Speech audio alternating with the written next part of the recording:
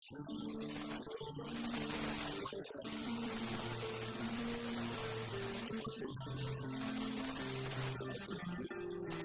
Prabowo Subianto lantang menyatakan mendukung Palestina. Hal itu disampaikan Prabowo saat pidato di KTT D8 di Kairo, Mesir pada Kamis 19 Desember 2024 waktu setempat. Namun saat Prabowo baru memulai pidato dengan pembahasan dukungan terhadap Palestina, terlihat beberapa delegasi keluar forum. Salah satunya, Presiden Turki Recep Tayyip Erdogan. Bahkan Presiden Turki ini tak hanya keluar bahkan sengaja menyegol kursi Prabowo. Tampak dalam tayangan itu, kursi yang diduduki Prabowo bergetar tergeser. Terlihat ekspresi Erdogan, dari samping terlihat kesal. Sayangnya hingga saat ini belum diketahui secara pasti alasan Erdogan dan beberapa delegasi negara lain keluar forum.